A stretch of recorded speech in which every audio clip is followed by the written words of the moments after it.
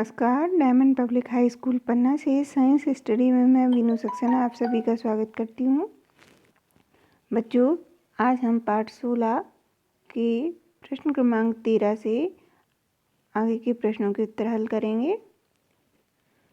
तो प्रश्न क्रमांक 13, यदि परावर्तित किरण आपतित किरण से 90 डिग्री का कोण बनाए तो आपतन कोण का मान कितना होगा।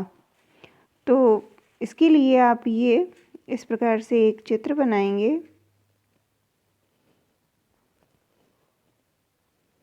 जब आप आपतित किरण बनाते हैं उससे होते हुए आप 90 डिग्री का कोण परावर्तित किरण के लिए बना देंगे और अभिलंब खींचेंगे तो अभिलंब परावर्तक सतह के सापेक्ष 90 डिग्री का कोण बनाती है।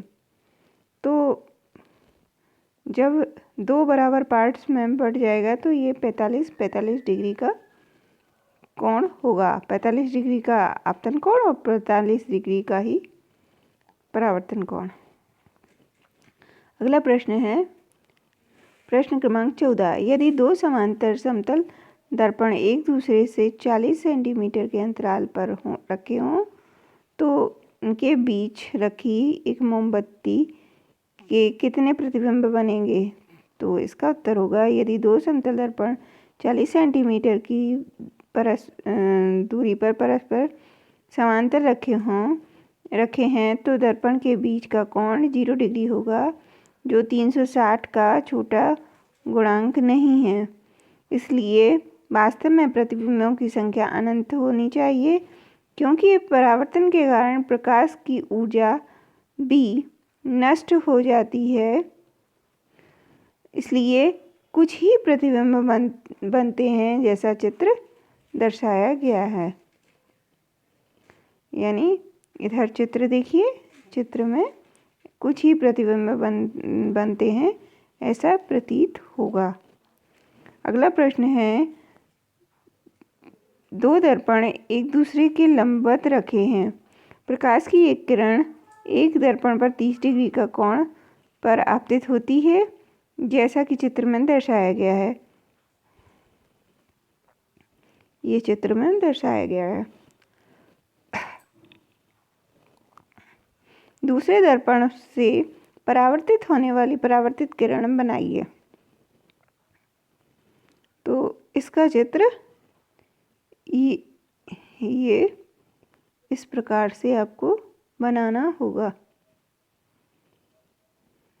ये अब कुछ लघु उत्तर प्रश्न करेंगे। तो इसमें पहला प्रश्न है लघु उत्तरीय में, क्या कोई अंधेरे में देख सकता है। तो नहीं, इसका उत्तर है नहीं। प्रश्न क्रमांक 2 है, हमें देखने के लिए किस वस्तु की आवश्यकता होती है। तो इसका उत्तर होगा प्रकाश। प्रश्न क्रमांक 3, किन्हीं दो दीप्त वस्तुओं के नाम लिखिए। तो सूर्य और विद्युत बल्ब। अगला प्रश्न है, क्या चंद्रमा दीप्त पिंड है अथवा अदीप्त। तो ये अदीप्त पिंड है, ये सूर्य की रोशनी को परावर्तित करता है सिर्फ। अगला 5वां प्रश्न है, प्रतिबिंब कहीं दिखाई देता है। तो इसका उत्तर है दर्पण में।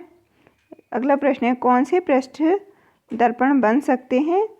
तो इसका उत्तर है कोई भी पॉलिश किया हुआ अथवा चमकीला पृष्ठ। अगला प्रश्न है, यदि आप दर्पण के सम्मुख खड़े हों और आप अपना प्रतिबिंब देखें तो आपको और आपके प्रतिबिंब में कितनी दूरी है। तो इसका उत्तर होगा वस्तु की दर्पण से दूरी बराबर प्रतिबिंब की दर्पण से दूरी। इसलिए हम अपने प्रतिबिंब से 2 गुनी दूरी पर हैं। अगला प्रश्न है, जब प्रकाश की किरण दर्पण पर अभिलंब के रूप में गिरती है तो आपतन कोण कितना है। तो इसका उत्तर होगा 0। अगला प्रश्न है, यदि किन्हीं दो वस्तुओं के नाम लिखो जो सफ़ेद प्रकाश को कई रंग में विभाजित करती है। तो इसमें उत्तर होगा पानी के बुलबुले, सीडी का पृष्ठ और प्रिज्म। अगला प्रश्न है प्रकाश के 7 रंगों के नाम लिखिए। तो लाल,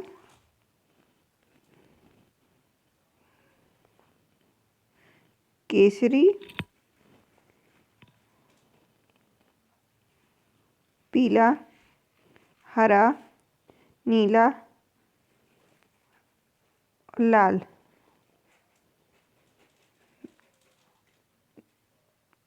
और बैगनी। अगला प्रश्न है 7 रंगों की प्राकृतिक उदाहरण क्या है?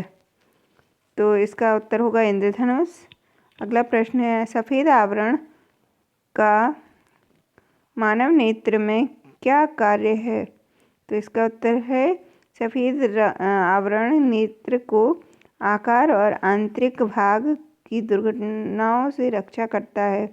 अगला है पक्षमाव पेशी का मानव नेत्र में क्या कार्य है?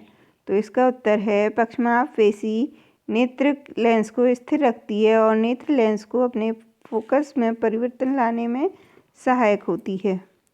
अगला प्रश्न है क्या मानव नेत्र का फोकस अनिश्चित है? नहीं, मानव नेत्र का फोकस निश्चित है, यह पक्षमाव पेशी द्वारा बदलता रहता है। अगला प्रश्न है शलाकाओं या रोड्स का मानव नेत्र में काम लिखिए। तो इसका उत्तर है शलाकाएं प्रकाश की तीव्रता के लिए सुग्राही हैं। अधिक प्रकाश की तीव्रता से शलाकाएं अधिक उत्तेजित होती हैं। अगला प्रश्न है शंकु या कोन्स क्या हैं? तो इसका उत्तर है रेटिना पर शंकु रंगों के संवेदक हैं। यदि शंकु कम मात्रा में या नहीं है तो व्यक्ति रंगांधता या कलर ब्लाइंडनेस से ग्रसित होता है। अगला प्रश्न है अंधराता का मूल कारण क्या है? तो इसका उत्तर है शंकुओं का कम मात्रा में अथवा ना होना।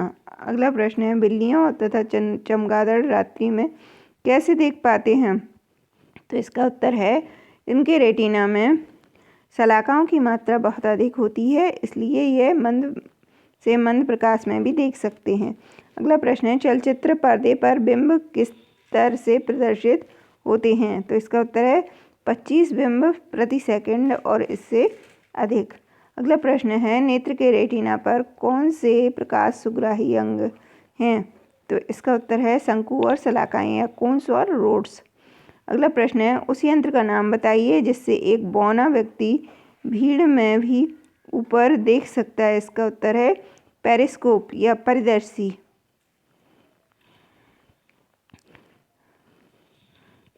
तो बच्चों आज के वीडियो में बस इतना ही। अगले वीडियो में हम अगले लेसन के प्रश्नों के उत्तर हल करेंगे।